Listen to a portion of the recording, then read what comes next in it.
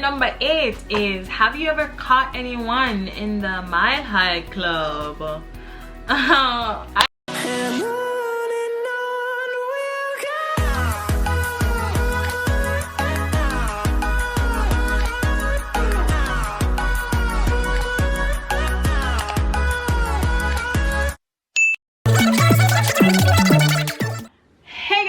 Welcome back to my channel. You don't know, it's your girl Kaylia, aka Kaylee Boo. If you are new to my channel, please go ahead and hit that subscribe button. Please do not forget to like, comment, and share this video. If majority of you are back, that means you are here for the part 2 of my frequently asked questions. Alright, so in today's video I'm going to be wrapping up those questions. I do want to apologize. I am wearing some lashes that are super long. We'll see if you can see. Alright, wanna see how it long? And I've been drinking, so my eyelid they're literally shutting down right now. Them are shut. Shout out to Russ for my $1.99 shirt. How cute is this shirt? I got it from Russ. Anyways, before we jump into this video though, I do want to thank each and every one of my subscribers for tuning in, for watching. Either you're an active viewer or you're a sideline type of viewer, like you just sit in the back, watch, like, and go about your day. I appreciate the support so much. We are on the road to 250 subscribers, so tell a friend to tell a friend so that we can get those numbers up. I don't know if I should do this video standing or sitting because I'm kind of tipsy. What do you think? I think I'm gonna do it sitting because I'm lazy. I don't know if you guys can tell, but I had a wardrobe change because your girl spilled wine all over her white shirt. Yes, 2 seconds after my intro I spilled wine. So alright, so we're gonna go ahead and jump straight into the video, and I'm gonna answer one of the juicy spill tea questions that I get, and that is, do flight attendants really have boyfriends in every city? And if I had my wine right now, I'd be sipping my wine, minding my own business because that's not for me to tell. Psych. Yes, flight attendants do have boyfriends in different cities. Like, we go wherever we want to go, so yes. A joke. Don't listen to me. I'm just kidding. Don't listen to me. Let me tell you, this to each his own. Alright, it all depends on that person and what that person is into. And I wouldn't call them boyfriends. We have flight attendants who have friends in different cities, especially cities that they know they go to often, you know. And I've flown with flight attendants who have them friends in them different cities. They do what they want to do. Second question is, where do crew members sleep? And I like this one because people always wonder. So on long flights, like for example flight from Dallas to Beijing or Dallas to Korea. Wait, do we even fly to Korea? I don't even think so, but we'll probably wonder, like, do you guys work the whole 18 hours?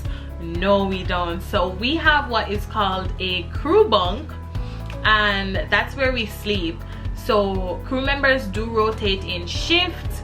I'm gonna go ahead and insert a picture or a video. I have a TikTok video of when I flew to London and it was my turn to have my crew rest, so I kind of recorded what the experience was like.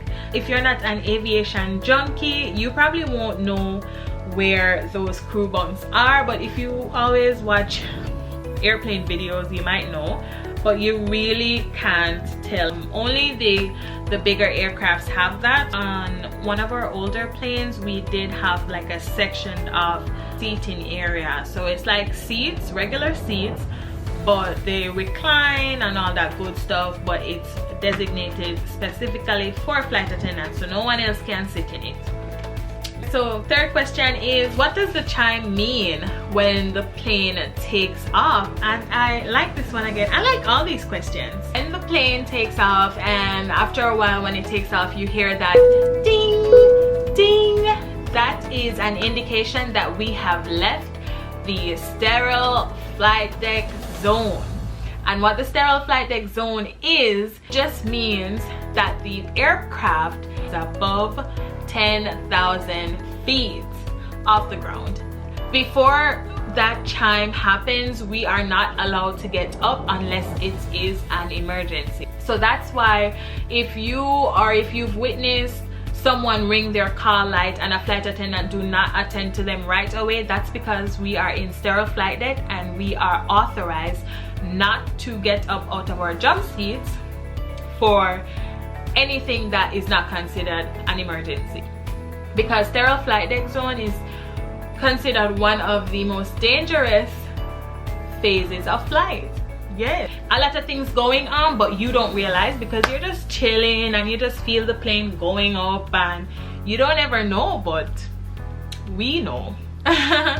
So once you hear that chime, that just gives the flight attendants an indication that it is safe to now get up and serve our passengers.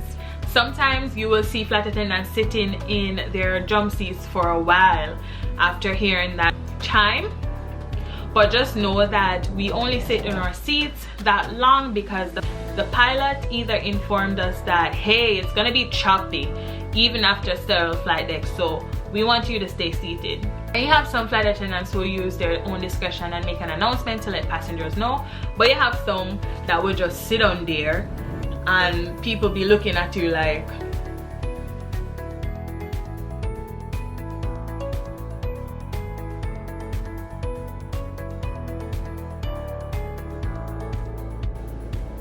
wondering if we're not gonna get up to do service. And same goes for when we are landing. So when you hear the pilot comes on and say, "Flight attendants, please prepare for landing," and then you hear the chimes right after, that means that we are about to go into sterile flight deck. So we need to sit our butts down as soon as possible because this is when shit start going crazy and we need to be seated and strapped in so we are safe. And that's why we stress so much to not get up right when the aircraft takes off. Okay, that's a tip for you when you are flying. Please do not get up right when the aircraft takes off unless it's an emergency. You know, we just want you guys to be safe at the end of the day.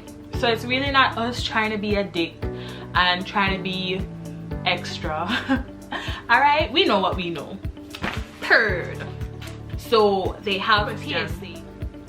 Girl is going on with herself. Like, I'm already on the 5th question. In the last video I was only on the 2nd question and it was like 20 minutes in.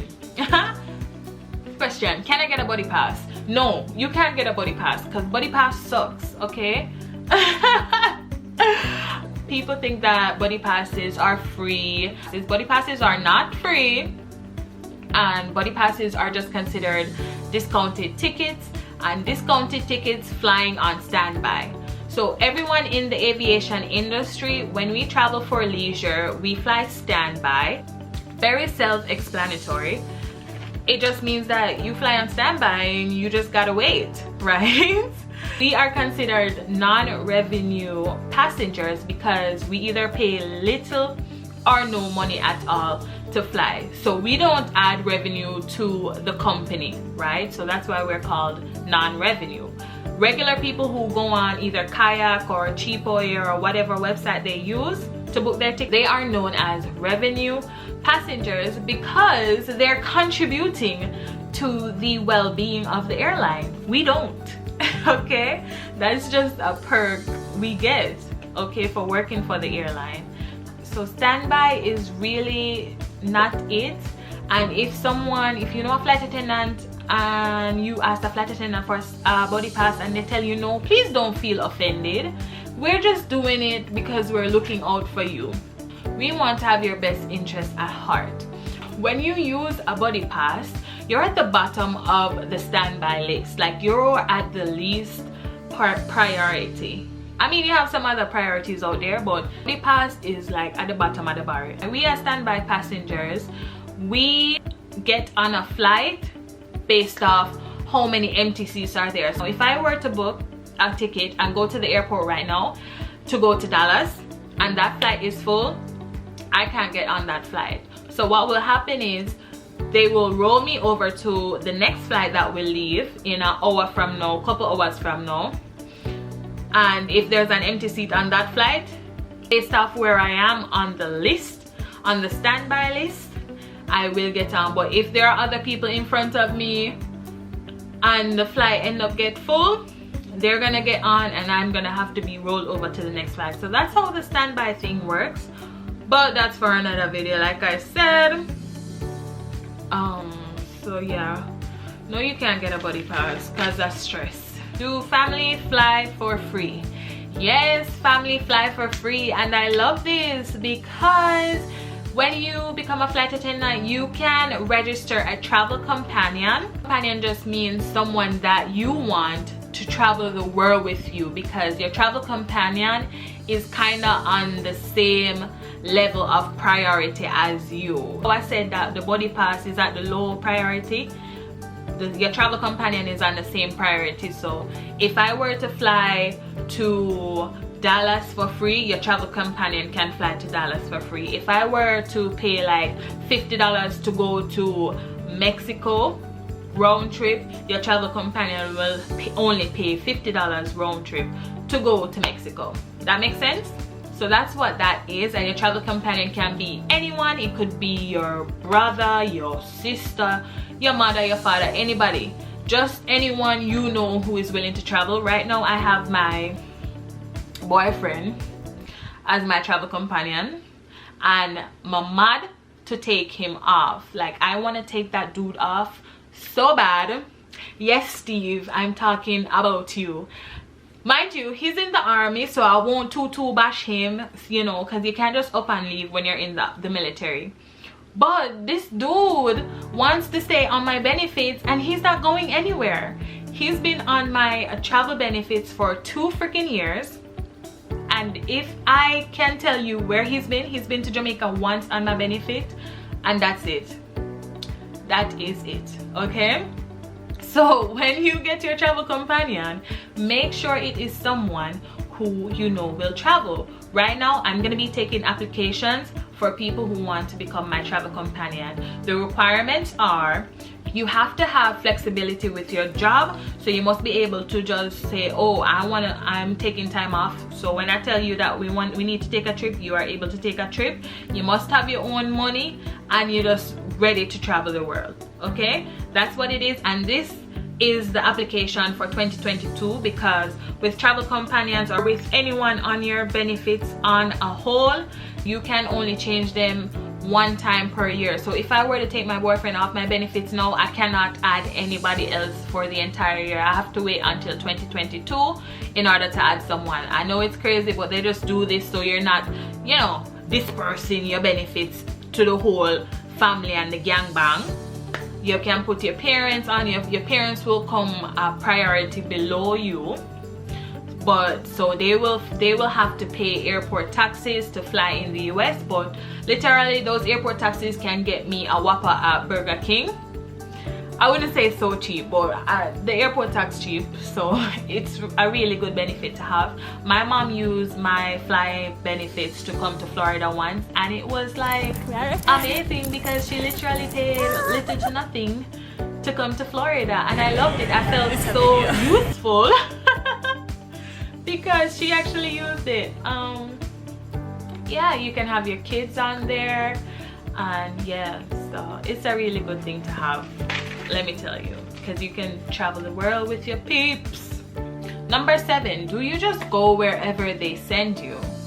Yes. When you have to work and when they call you and be like, bitch, you need to be here by this time, blah blah blah, and you're going here, best believe you gotta be there by that time.